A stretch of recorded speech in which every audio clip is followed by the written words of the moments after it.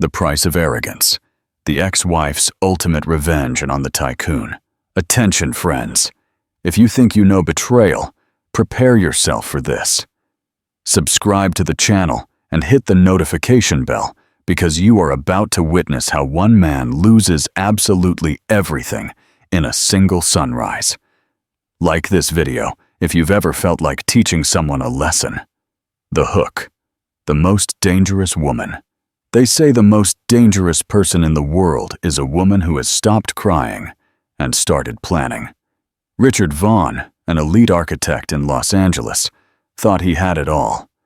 The high-powered position in the financial district, the young mistress in a luxurious Hollywood apartment, and his faithful wife, Elena, waiting for him in their mansion with their newborn son. He thought he could live a double life forever, but when he returned home after a night of passion, he didn't find a fight. He didn't find tears. He found a house dismantled down to the studs, a sold sign on the lawn, and a silence so deafening it would shatter his entire existence. This is the story of how a man lost his empire in a single sunrise, and why you should never, ever underestimate a mother's instinct. The digital clock on the dashboard of the Mercedes GLE cast a soft, neon blue glow. 4:12 a.m. Richard Vaughn turned off the engine, letting the silence of the exclusive Bel Air neighborhood envelop him. His shirt still faintly smelled of Vanessa's perfume, a cloying vanilla and jasmine fragrance that clung to his skin like a second layer of guilt. He rubbed his face, trying to mask the exhaustion. He had told his wife, Elena, that the merger with the San Francisco firm required an all-night work session at the office. It was the oldest lie in the book, but Richard was arrogant enough to believe he had reinvented it. He grabbed his briefcase, rehearsing the tired smile he would use if Elena was awake, feeding the baby. Tough night, honey. The partners were ruthless. How's little Leo? He walked the stone path toward his Georgian-style estate, the pride of his life. He had bought this house 3 years ago when his architectural firm finally hit the 7-figure mark. It was his castle. He slid the key into the lock. It didn't turn. Richard frowned, jiggling it. What the hell? He pulled the key out, checked it, and tried again. It wouldn't budge. A sudden flash of irritation pricked his chest. Had Elena changed the locks? Was this a petty reaction for him missing dinner last week? He headed toward the side of the house, intending to go through the garage, but stopped dead in his tracks. The moonlight illuminated the front lawn, highlighting a wooden post that hadn't been there when he left yesterday morning. It was a realtor's sign. A red banner was taped diagonally across it in large, aggressive letters. Sold. Richard blinked. Sure, he was hallucinating from lack of sleep. He stepped off the path and walked onto the grass, his Italian leather shoes sinking into the damp earth. He touched the sign. It was real. Cold wood. Vinyl sold. Cold, sharp panic pierced his confusion. He ran to the large living room window and cupped his hands against the glass to peer inside. The room was empty. Not just neat. Empty. The custom velvet sectional sofa was gone. The antique oak coffee table, the grand piano he played at Christmas, vanished. The walls were bare, stripped of the art collection he had spent 5 years curating. Even the curtains had been removed, leaving the windows like skeletal, hollow eyes staring back at him. Elena, he whispered, his voice cracking. He ran to the locked back door. He grabbed a garden stone and, without thinking about the consequences, shattered the glass panel of the French doors. The sound of breaking glass tore through the neighborhood's quiet, but he didn't care. He reached in, flipped the latch, and stumbled into the kitchen. The echo of his own footsteps was terrifying. The kitchen island, usually cluttered with baby bottles, mail, and Elena's herbal tea, was pristine. The refrigerator door was slightly ajar, the light off, the shelves bare. He scrambled up the stairs, his heart pounding against his ribs like a trapped bird. "Elena! Leo! He screamed. He burst into the master bedroom. The king-size bed was gone. The walk-in closet door was open, revealing empty shelves. His suits, his watches, his shoes. Everything was gone. It was as if he had never lived there, but the true horror awaited him in the nursery. He ran down the hall toward the room painted a soft sage green. He flung open the door, bracing himself to hear the soft cooing of his 3-month-old son, Leo. The room was a void. The crib was gone. The glider where Elena spent hours breastfeeding was gone. The changing table, the diaper pail, the mobile with the spinning stars, all vanished, all. In the center of the room, on the plush carpet, which was the only thing left, lay a small, solitary object. It was his cell phone bill. Richard walked toward it, his legs shaking. He picked it up. It wasn't the bill itself. It was a printout of his call log for the last 6 months, highlighted in neon yellow. There were hundreds of calls and texts to one number, Vanessa Torres, and paper-clipped to the paper was a handwritten note. The script was elegant, sharp, and unmistakably Elena's. The merger wasn't delayed, Richard, but your time was. The house is sold, the assets liquidated, the locks changed. Don't look for us. You were too busy looking at her to realize I was packing. Richard dropped the paper. The silence of the house was no longer peaceful. It was a tomb. He pulled out his phone and dialed Elena. The number you have dialed is not in service. He dialed the house's landline, realizing as he did so that the phone jacks had likely been ripped from the wall. He dialed his lawyer, Arthur Pena. It rang 4 times before a sleepy voice answered. Richard, it's 4 in the morning. Arthur, where is my wife? Richard screamed, pacing the empty nursery. Where is my son? The house is empty. There's a sold sign on the lawn. There was a long pause on the other end of the line. When Arthur spoke again, his voice lacked the usual friendly warmth. It was cold, professional, and uncompassionate. She activated the clause, Richard. You signed the post-nuptial agreement 2 years ago when you started the firm. Remember the fidelity clause? That was just legal jargon. It was a binding contract, Arthur said. Proof of infidelity results in the immediate transfer of marital assets to the injured party to secure the child's well-being. She sent me the evidence yesterday morning. Photos, texts, hotel receipts. It's airtight. You let her sell my house? Richard roared, veins bulging in his neck. It wasn't your house, Richard, Arthur said softly. The deed was technically in her name due to your business liability. She sold it to a cash buyer yesterday afternoon. The funds are already offshore. Arthur, you have to stop this. I'm coming to your office. Don't, Arthur said. I no longer represent you. I represent Elena.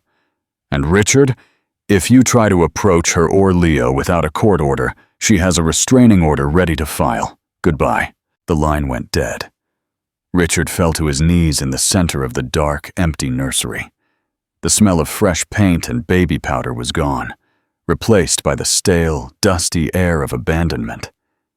He collapsed, the highlighter on the phone bill glowing in the moonlight. He was homeless, he was alone, and the sun was just beginning to rise. Key question. Do you think Richard deserved to lose his home and money, or was Elena's punishment too extreme? Share your opinion in the comments. The master plan, the Grey Rock method, to understand how a woman empties a 5,000 square foot mansion in 12 hours. You have to understand Elena Vaughn. Elena was not just a housewife, though Richard often treated her as such. Before Leo was born, she was a logistics manager for a global shipping conglomerate. She knew how to move things. She knew how to organize chaos. And most importantly, she knew how to spot a discrepancy on a manifest. 6 months prior, Elena was doing laundry. Richard had left his jacket on a chair. Careless, he was becoming arrogant. She found a receipt in the pocket. It wasn't for a hotel or a dinner. It was for a diamond tennis bracelet. Elena did not own a tennis bracelet. She didn't scream. She didn't throw a vase across the room. She tasted a cold, metallic flavor in her mouth, like sucking on a penny. She put the receipt back exactly where she found it. That night, she cooked his favorite risotto. She listened to him complain about the firm's partners. She smiled. She kissed him goodnight. And then, while he slept, she unlocked his phone. He had changed the password, but Richard was a creature of habit. He used his graduation year, 1998. She found the texts, Vanessa, the photos, the promises he made to the 24-year-old intern about leaving his boring life. Elena downloaded everything. She emailed the files to a secure, encrypted account. Then she put the phone back. The next morning, she didn't confront him. She initiated what psychologists call the gray rock method, but with a twist. She became the perfect understanding wife while she severed every tether that bound them.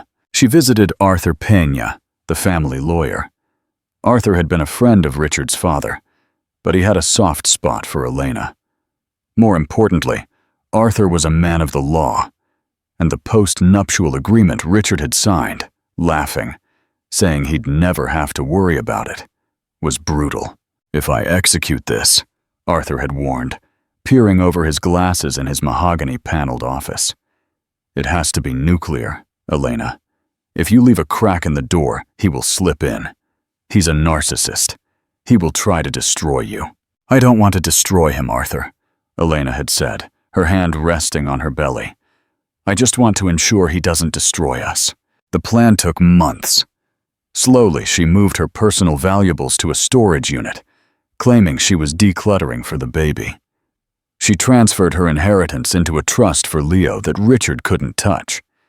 She monitored his schedule, waiting for the perfect window. That window opened when Richard announced the Barcelona merger trip in T-minus 48 hours. The moment his Mercedes pulled out of the driveway that Tuesday morning, a fleet of 3 moving trucks pulled in from the opposite direction. Elena was a general on a battlefield. "Living room to truck A, nursery to truck B, everything marked Richard's office goes to the junk removal," she ordered. She had hired a liquidation firm to purchase the furniture she didn't want. The sale of the house was a masterpiece of timing. She had listed it as a private, off-market sale months ago. A wealthy tech CEO from Silicon Valley had been eyeing the property. She closed the deal via digital signature at 12:00 p.m. By 6:00 p.m., the house was an empty shell. By 8:00 p.m., she was at a private airfield in Van Nuys. She looked at Leo, sleeping soundly in his car seat. He had his father's nose, but he would have her strength. Her phone vibrated. It was Richard. A text. "Landing in Barcelona. Miss you both. Kiss Leo for me." She didn't reply. She plucked the SIM card from her phone and dropped it into a terminal trash can. As she boarded the plane, she felt a phantom ache in her chest, grieving the life she thought she would have. But as the engines roared, masking the sound of her own shaky exhale, she knew one thing for certain. Richard wasn't returning to a tragedy. He was returning to a consequence. Leave us a comment with your reaction. Did you expect Elena to be so methodical and organized? The downfall. The hostile soul. Poniente, Richard sat in his car until the sun was fully up. The sold sign mocked him in the daylight.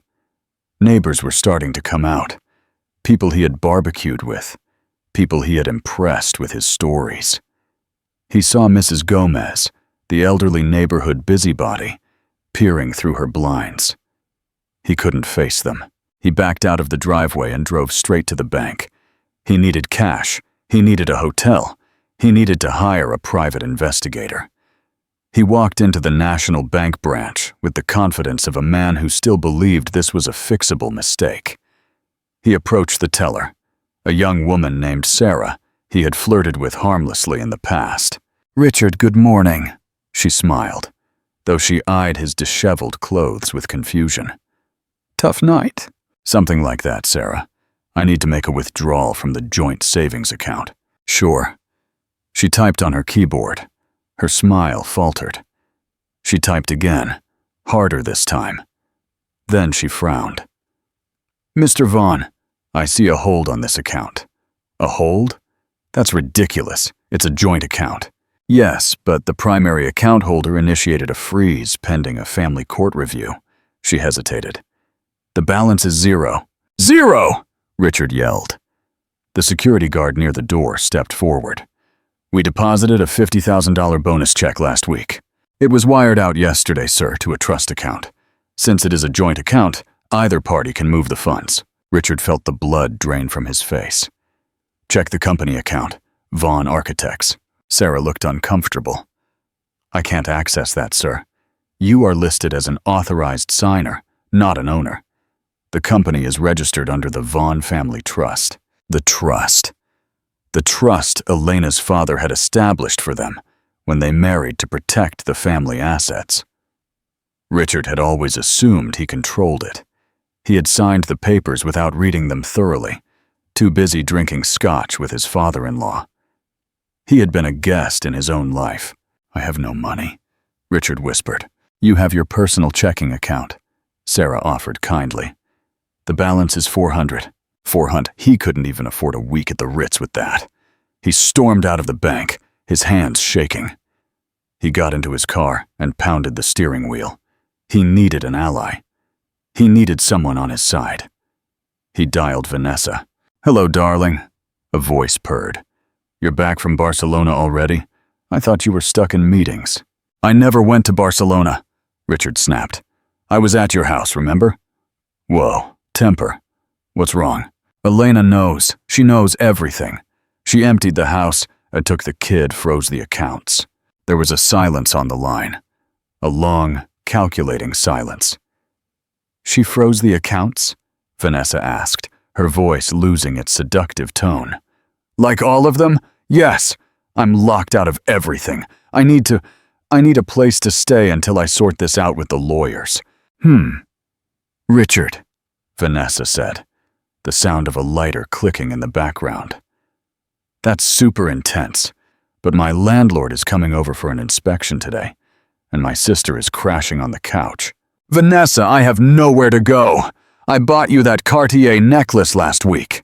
And I said thank you, she replied sharply. Look, Richard, I don't do drama. Wives, lawyers, frozen assets. That sounds like your problem. Call me when you get your black card back. Click. She hung up. Richard stared at the phone. The betrayal stung, but it was nothing compared to the nascent horror of his reality. He was no longer the powerful architect Richard Vaughn. He was a man with a tank of gas, $400, and a suit he'd been wearing for 24 hours. He looked in the rearview mirror. His eyes were bloodshot. His 3-day beard was already showing gray. All right, Elena, he growled at his reflection. You want a war? You've got one. But he didn't know where the battlefield was. The drive to the office was a blur of adrenaline and denial. Vaughn and Associates was located in a sleek, glass-fronted building in the financial district, a building Richard himself had designed. It was the physical manifestation of his ego, sharp angles, towering height, and intimidatingly modern. He parked the Mercedes in his reserved spot. CEO and founder, the plaque read. He touched it for reassurance. Elena could have the house. She could have the kid. But she couldn't take this. This was his genius, his sweat equity. He smoothed his wrinkled shirt, ran a hand through his hair, and walked into the lobby. He needed to project power. He needed to look like a man dealing with a small domestic hiccup, not a man whose life had just been detonated. The receptionist, a young woman named Chloe, who usually greeted him with a bright, "Good morning, Mr. Vaughn," didn't look up. She was typing furiously, her shoulders hunched. "Chloe," Richard barked, walking past the desk. "Get Julian on the line and bring me a black coffee. I'll be in my office." "Mr. Vaughn," Chloe said, her voice trembling. She finally looked up. Her eyes were red. Your access card won't work for the executive suite. Mr. Torres, Julian had security change the access codes an hour ago.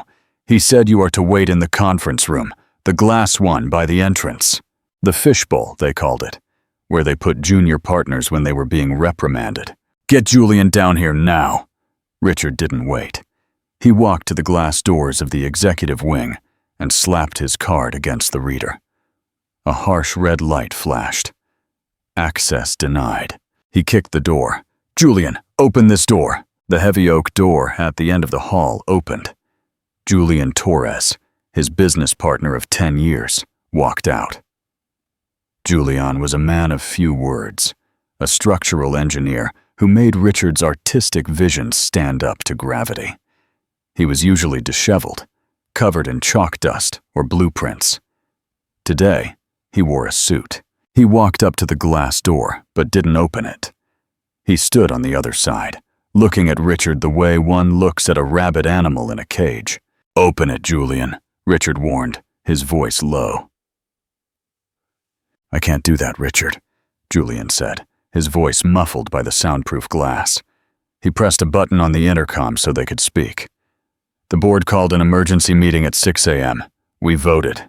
The board? I am the board. I own 51% of this firm. You owned 15%.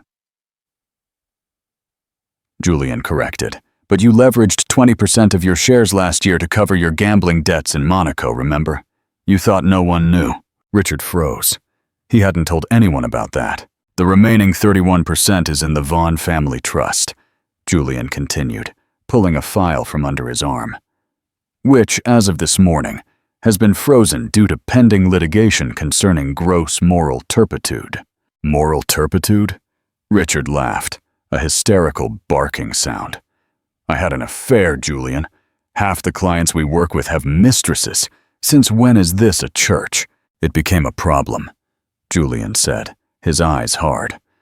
When you billed your mistress's expenses to the Miller Group account, the hotel in Barcelona, the jewelry, you put it down as client relations? That's embezzlement, Richard. That's fraud. Richard felt the ground wobble. He had done that. He had been careless. He thought he was untouchable. Elena, Richard whispered. She sent you the books. She sent us everything, Julian confirmed. And she sent it to the Miller Group. They withdrew the contract an hour ago. That was a $40 million project. Richard, you're gone. We're running damage control. Security is coming to escort you out. You can't do this to me. I built this, Richard yelled, slamming his fist against the glass. You designed the facade, Richard, Julian said, turning his back. But the foundation was rotten. Two burly security guards appeared behind Richard. One held a cardboard box. Mr. Vaughn, the guard said, offering the box. Your personal effects from your desk. Please come with us. Richard looked inside the box. A framed photo of him and Elena from their wedding lay face down on a stapler and a stress ball. He was escorted out of his own building, through the lobby where interns stared and whispered, and onto the sidewalk. It started raining again. He walked to his car, throwing the box into the passenger seat. He tried to turn the ignition. It coughed and died. He looked at the dashboard. Remote immobilization active. Contact leasing agency. No, Richard whimpered, slamming the steering wheel. No, no, no. The lease was in the company's name. Julian had cut the car off. Richard Vaughn, the architect of the city skyline, sat in a locked luxury SUV in the pouring rain, clutching a box of office supplies, homeless, jobless, penniless, and immobile. He let out a primal scream that was swallowed by the indifferent noise of the city. Then he grabbed his wedding photo, smashed the glass against the dashboard, and wept. Act 5. The hunter becomes the hunted, the hostile soul. Poniente was a misnomer. There was no sunset, only the neon flicker of a pawn shop sign across the street. And it certainly wasn't a hostel in the picturesque sense. It was a cockroach motel on the outskirts of the A55 freeway, the kind of place where people went to hide. Room 114. It smelled of stale cigarette smoke and industrial cleaner. Richard sat on the edge of the sunken mattress, staring at the peeling yellow wallpaper. 2 weeks had passed. He had sold the Patek Philippe watch for $4,000, a fraction of its value, to a shady jeweler who knew Richard was desperate. That money was his lifeline. He spent the first 3 days drinking cheap whiskey, wallowing in a toxic mix of self-pity and rage. He drafted hundreds of texts to Elena, ranging from pleas for forgiveness to violent threats. He sent none of them because her number was still dead. He tried going to the police to report a kidnapping. "It's his mother, sir," the desk sergeant had said, looking at Richard's unshaven face and wrinkled suit with disdain. "And you don't have a custody agreement in place. She has every right to travel with her son, unless you have proof she is endangering him." Richard had nothing. By day 4, the hangover subsided. The rage crystallized into a cold, hard purpose. He no longer wanted forgiveness.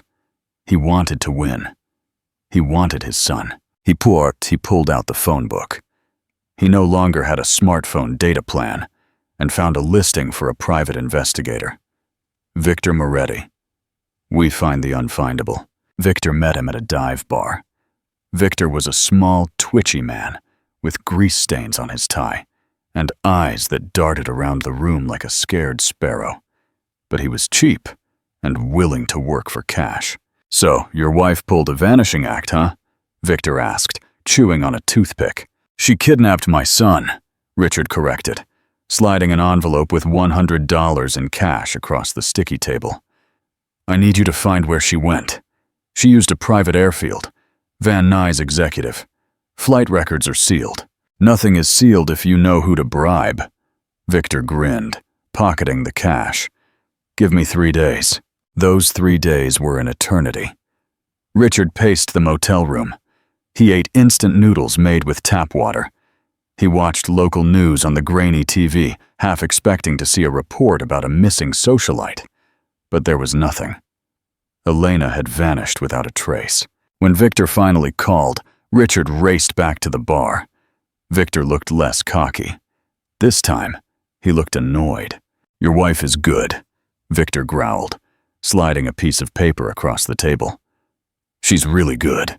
Did you find her?" "I found the plane. It filed a flight plan to Zurich, Switzerland." Zurich. Richard's heart sank. Switzerland. No extradition for certain civil disputes. Banking secrecy. "Yeah, but here's the thing," Victor continued. "The plane landed in Zurich, all right, but she didn't get off." "What?" "The manifest shows the plane landed empty. It was a decoy, Richard. She filed a false flight plan." The plane made an unscheduled stop in Bordeaux, France, to refuel before crossing the Atlantic. No one got off in Zurich because she got off in Bordeaux. "Bordeaux?" Richard frowned. "Why Bordeaux? We have no connections there." "Maybe that's the point," Victor said. "We tracked a rental car booked under her maiden name, Elena Ruiz. No, wait. She used a different name. Elena Vaughn is dead. She used a passport you probably didn't know she had, a Portuguese passport. Her grandmother was from Porto, right?" Richard searched his memory. Elena had mentioned Portuguese heritage, but he never paid attention to her family history. It bored him. "The name on the rental was Elena Ferreira," Victor said. "It drove north. Then the trail goes cold. She dropped the rental at a long-stay parking garage at a bus station in San Sebastian, Spain. From there, she could be anywhere." "She's in the north," Richard whispered. The realization hit him. She loves the sun. She always wanted to move to Seville. "She went where you wouldn't look," Victor said. "Find her," Richard ordered. "That'll cost more," Victor said, tapping the table. "I need travel expenses. I need to bribe bus ticket agents. I need another 2,000. Richard checked his wallet. He had $400 left from the watch money. "I don't have it right now." Victor stood up, buttoning his cheap jacket. "Then I don't have a location. Call me when you have the cash, Mr. Vaughn. But a word of advice. If a woman goes to this much trouble to hide, maybe you should let her stay hidden." Victor left. Richard sat alone in the booth. He was close. He knew the area. The North. He walked back to the motel, looking at his possessions. He had nothing left to sell, except one thing. He reached into the inner lining of his suit jacket. He pulled out a small velvet bag. Inside was the diamond engagement ring he had bought for Vanessa. He had planned to give it to her the night he returned from Barcelona, to convince her to be patient while he figured out how to leave Elena. Vanessa had never seen it. It was worth $10,000. He stared at the diamond. It represented everything he had done wrong. The greed, the lust, the stupidity. He walked to the pawn shop across the street. "How much?" Richard asked the broker, a man behind bulletproof glass. The man squinted. "No papers, no receipt. It's a relic. I'll give you $2,000 cash. It's worth 10. Take it or leave it, buddy. You look like you need a hot meal." Richard took the money. He didn't call Victor. He didn't trust Victor. He packed his single duffel bag. He walked to the bus station on Avenue of the Americas. He bought a one-way ticket to San Sebastian. Act 6. The cabin in the woods.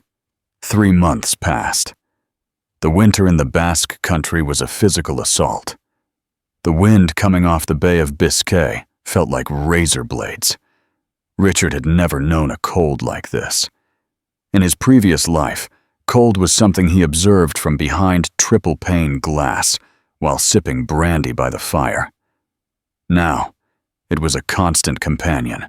He lived in a pension in San Sebastian, sharing a bathroom with a fisherman and a retired cook. He had grown a beard, not a stylish designer beard, but a thick, unkempt mask that hid his face. He had lost weight. The tailored suits were gone, replaced by flannel shirts and heavy boots he bought at a second-hand shop. He went by the name Marco Estes. He worked odd jobs, day labor, unloading trawlers at the docks. It was brutal, back-breaking work. His architect's hands, once accustomed to holding fine drawing pencils, were now blistered and calloused, but the physical pain was a distraction from the mental agony. Every night he sat at the local library, using the free public computer. He became a digital ghost hunter. He scoured real estate listings in every small town in the north. He looked for property sales that matched Elena's pattern: cash purchases, quick closings, isolated locations. He searched for Elena Ferreira. Nothing. He searched for birth announcements. Nothing. He was losing hope. Maybe Victor was wrong. Maybe she really was in Zurich. Maybe she was in Seville. Then, one Tuesday in November, he made a mistake that turned into a miracle. He was looking at a local community blog from a town called Hondarribia. It was a tourist trap in the summer, desolate in the winter. The blog covered a local winter solstice craft fair. He was scrolling past images of homemade jams and knitted scarves. His eyes glazed over. Then he stopped. Photo number 42. In the background of a photo centered on a woman selling beeswax candles, there was a figure walking away from the camera. A woman in a thick gray wool coat. She was pushing a stroller. It wasn't her face. He couldn't see her face. It was the scarf. It was a distinctive scarf. Cashmere, patterned with a specific tartan design. The Vaughn family tartan. Richard's mother had knitted it for Elena the Christmas before she died. Elena had always said it was too scratchy. She would never wear it. But there she was, wearing it. Perhaps for warmth, perhaps for comfort, or perhaps because she thought no one in this frozen, forgotten corner of the earth would know what a Vaughn tartan looked like. Richard zoomed in until the pixels blurred. The stroller was high-end, a bugaboo. The way she walked, head high, shoulders back, a purposeful stride. It was her. He felt a surge of electricity that almost knocked him off his chair. "I have you," he whispered. He spent his last paycheck on a bus ticket to Hondarribia. He arrived just as a snowstorm was rolling in. The town was shuttered, the grand summer homes boarded up against the winter. He found a cheap room above a tavern near the water. He spent a week watching. He didn't know where she lived, so he watched the key points: the grocery store, the pharmacy, the post office. On the 5th day, he saw her. She was walking out of Ultramarino's La Isla. She looked different. Her hair, usually highlighted and blow-dried to perfection, was darker, pulled back in a practical, messy bun. She wore no makeup. She looked tired, but peaceful. She held a grocery bag in one arm and held Leo against her chest with the other. Leo was big now, sitting up, looking around with bright eyes. He wore a blue knit cap with ears sticking out. Richard was across the street, hidden in the doorway of a closed souvenir shop. His heart was pounding so hard he thought he might have a heart attack. He wanted to run. He wanted to grab her. He wanted to scream, "That's my son!" But he froze. A man approached her. He was tall, wore a sturdy parka, and carried a stack of firewood. Not a rich suit. He looked like a local, a carpenter perhaps, or a logger. He smiled at Elena, a warm, familiar smile. Elena smiled back. It was a genuine smile, one Richard hadn't seen in years. The man walked over and tickled Leo under the chin. Leo laughed. The sound carried across the snowy street, piercing Richard's soul. The man took Elena's grocery bag, put his other hand on the small of her back. They walked off together toward a battered Subaru Forester parked at the curb. Richard felt a nausea so violent he had to lean against the brick wall. Who was he? It had only been 4 months. Had she replaced him already? A darker thought crept in. She had been planning this part too.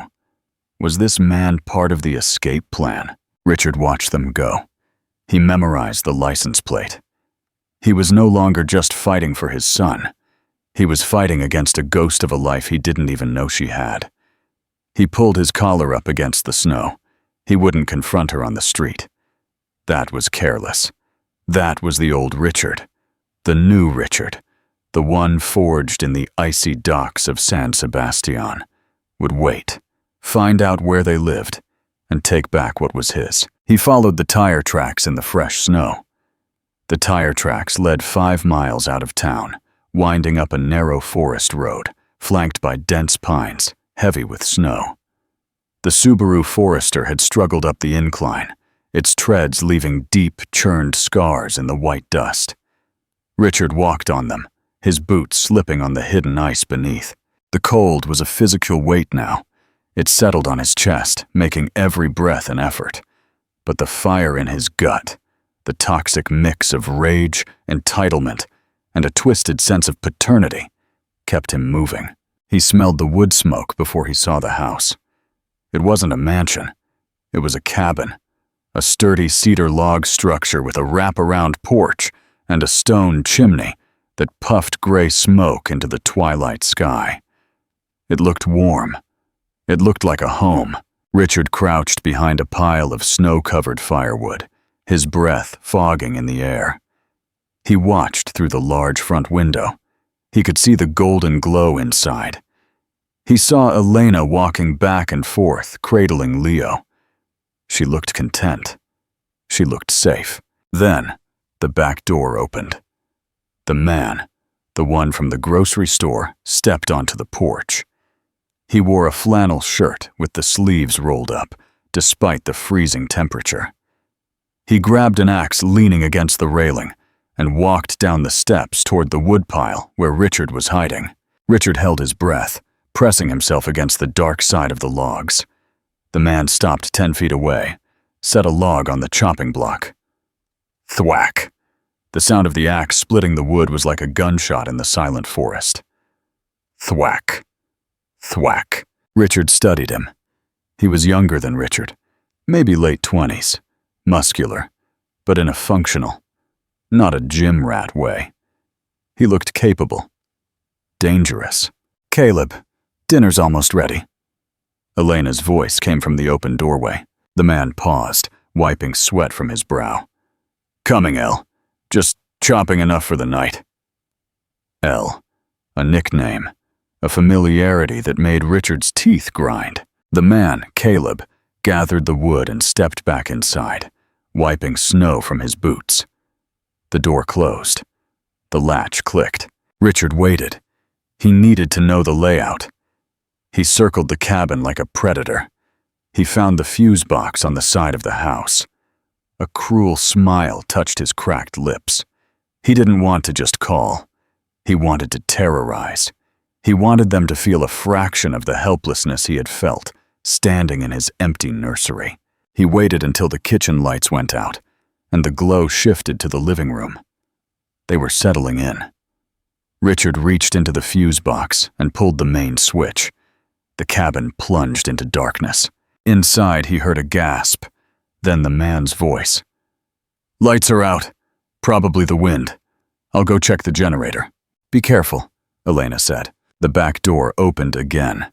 A beam of flashlight cut through the snow. Caleb walked out, heading toward the shed in the backyard where the generator likely was. This was it. While Caleb was distracted in the backyard, Richard moved to the front. He tried the locked door. It was bolted. He looked at the window. He didn't want to break it and let the cold in on Leo. Some twisted paternal instinct still remained. So he used a credit card, an expired one, the only plastic he had left, to jiggle the lock out of the old wooden frame. It was a trick he had learned from a contractor years ago when they were locked out of a job site. The lock gave. The door scraped open. Richard stepped inside. The heat hit him first. It smelled of pine, cinnamon, and roasting chicken. It smelled like the life he had thrown away for a cheap thrill in a hotel room. "Caleb?" Elena's voice came from the darkness of the living room. "Did you fix it already?" Richard didn't speak. He closed the door behind him and locked it. He stood in the entryway, the light from the fireplace casting long, dancing shadows on his face. Elena was sitting on the rug in front of the fire, Leo playing with wooden blocks at her feet. She turned her head, squinting in the gloom. "Caleb." Richard took a step forward, the firelight finally catching his face. His beard was wild, his eyes sunken and manic, his clothes stained with salt and grime. He looked like an apparition rising from the grave. "Hello, Elena." Elena didn't scream. She didn't faint. She stiffened. Her hand instantly went to Leo, pulling the baby against her chest. She stood up slowly, backing away toward the kitchen counter.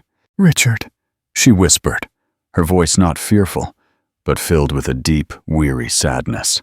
"How did you think you could hide my son from me?" Richard gasped, his voice hoarse from disuse. "You steal my house, my money, my life, and you think I wouldn't come for him?" "I didn't steal anything," Elena said, her voice shaking slightly, but gaining strength. "I took what was legally mine. You signed the papers, Richard. You broke the contract." "To hell with the contract!" Richard roared, lunging closer. "I am his father!" "You are a stranger," Elena spat. "You haven't held him since he was 2 weeks old. You missed his first smile because you were working late with Vanessa. You missed his first fever because you were at a casino. You are not a father, Richard. You are a donor." "Shut up!" Richard lunged, grabbing a heavy iron poker from the fireplace tool set. He didn't want to use it, but he needed to feel powerful. "Give him to me. We're leaving." "Leaving? Look at you, Richard. You're homeless. You're unhinged. Where are you going to take him? Under a bridge?" "I have plans," Richard stammered. "I'll rebuild, but I need my son." "You don't need a son," Elena said quietly.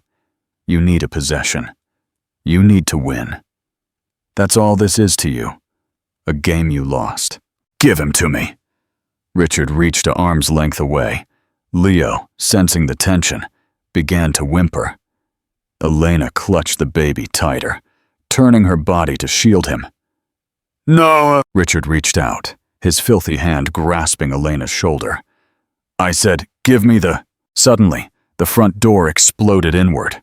It wasn't unlocked. It was kicked in. Wood splintered, sending fragments flying across the room. Richard spun around, raising the poker. Caleb stood in the doorway. He was no longer carrying firewood. He was holding a pump-action shotgun. The beam of the flashlight clamped to the barrel blinded Richard. Let him go, Caleb ordered. His voice was calm, terrifyingly steady. Richard hesitated. This is my wife. This is my son. I said, let him go. Caleb racked the gun. Click, clack. The sound was universal. It cut through Richard's rage and went straight to his survival instinct. The poker clattered to the floor. Hands on your head, knees, now! Richard sank slowly to his knees. The adrenaline was fading, replaced by the crushing exhaustion of the last 3 months. Elena let out a long, shaky breath. It's okay, Leo, it's okay. Richard looked at the man holding the gun. Who are you? He growled. Her boyfriend? You think you can take my place? Caleb kept the gun trained on Richard's chest, but he glanced at Elena. Boyfriend. That's Rich. Elena walked toward Caleb, placing a hand on his arm. He doesn't know, Caleb. He never asked. Richard looked between them. They had the same eyes, the same shape of nose. He's not my boyfriend, Richard, Elena said, looking down at her ex-husband with pity. He's my brother, Richard blinked. You don't have a brother. You said you were an only child. I said I was estranged from my family, Elena corrected, because my father was an alcoholic and my mother was sick. Caleb was in the military. He was deployed during the first 3 years of our marriage. When he got back, you were too busy building your empire to bother meeting my uncultured family, remember? You told me not to invite them to the Christmas party because they wouldn't fit the aesthetic. Richard felt the memory hit him. He had said that. He had dismissed her entire history because it didn't fit his aesthetic. Caleb has been living in the guest cabin for 2 months, Elena said, helping me fix up this place, protecting us from you. Richard slumped. The humiliation was total. He hadn't been replaced by a lover. He had been defeated by the family he was too arrogant to acknowledge. The police are on their way, Caleb said. Silent alarm. I activated it from the shed when the lights went out. No, Richard whispered. No, please, the police.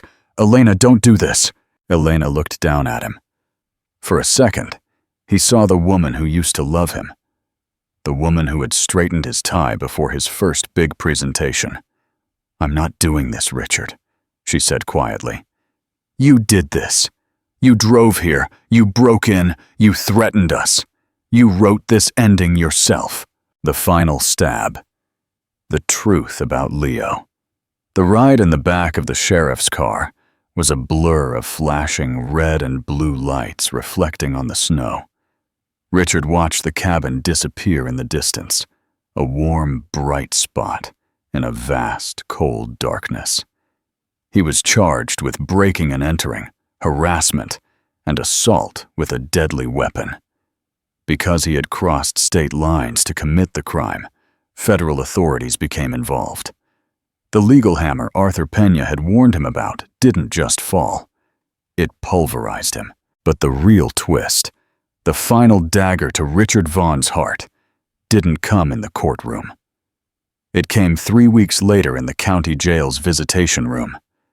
Richard sat behind the plexiglass, wearing an orange jumpsuit that hung loosely on his gaunt body. He waited. He thought maybe Elena would come. Maybe she would offer a plea deal. Maybe she would let him see a picture of Leo. The door opened. It wasn't Elena. It was Arthur Pena, his former lawyer, the man who had facilitated the destruction of his life. Arthur sat down, placing a sleek leather briefcase on the metal table. He looked older, tired. Hello, Richard, Arthur said. You have the gall to come here? Richard spat. Coming to gloat? "I'm here to close the file," Arthur said, opening the briefcase.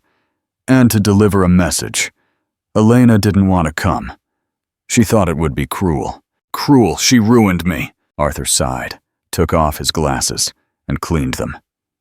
"Richard, there's something you need to know. Something that wasn't relevant until you tried to claim custody." Arthur slid a document against the glass.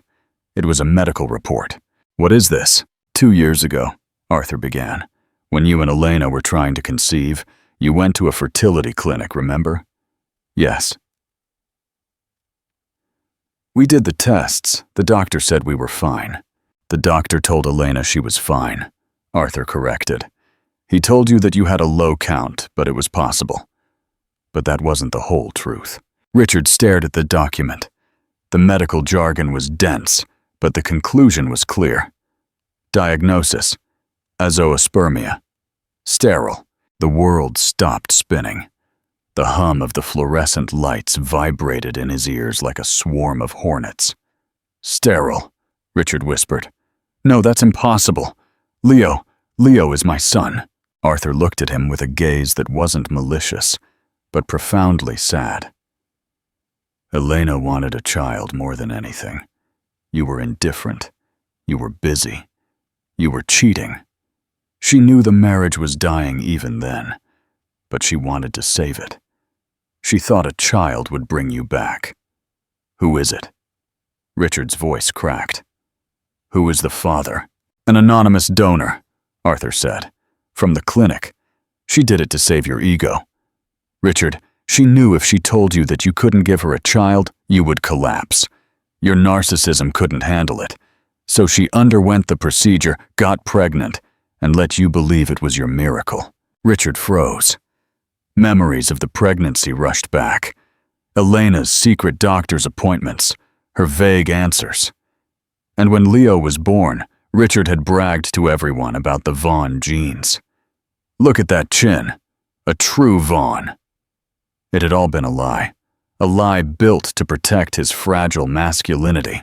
"She loved you enough to lie for you," Arthur said, pocketing the paper.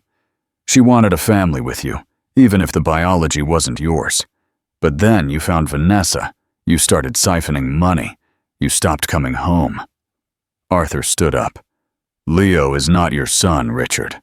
Not biologically. And after what you did in the cabin, he will never be legally.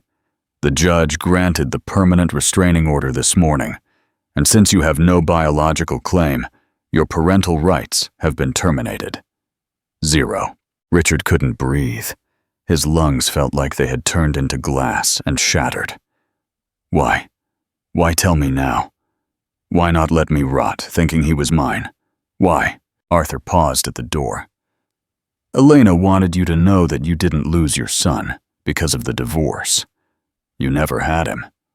You lost the privilege of being his father, and that was a choice you made every day you chose yourself over them."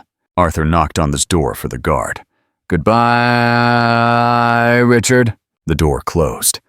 Richard Vaughn sat alone in the sterile gray room. He looked at his hands, the hands that had built skyscrapers, the hands that had signed checks for the mistress, the hands that had held a poker in his wife's face. He had chased a ghost across the country. He had waged a war for a legacy that didn't exist. He closed his eyes. In the darkness of his mind, he saw the sold sign on the lawn one last time. He realized now that the house wasn't the only thing that had been sold.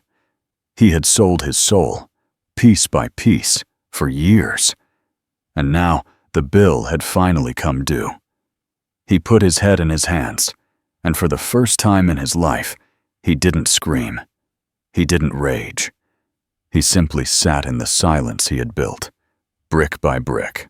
The meaningful ending and CTS, Justice and Foundations. Richard Vaughn spent the next 5 years in federal prison. He never saw Elena or Leo again. Elena remarried, a quiet man, a local professor in the Basque country, who taught Leo to fish and how to treat a woman with respect. It is a brutal but necessary lesson. A house is made of walls and beams, but a home is built on trust.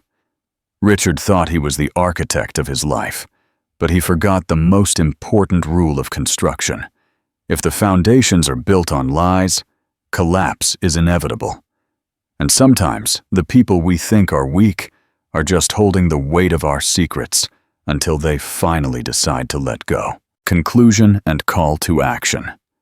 What do you think? Did Richard deserve to lose absolutely everything? Or was Elena's secret about the baby too cruel a blow? Leave us your opinion in the comments and join the conversation. If you enjoyed this story of justice and karma, please hit the like button. It really helps the channel. And most importantly, don't forget to subscribe and hit the bell so you never miss a story. Thanks for watching, and we'll see you in the next video.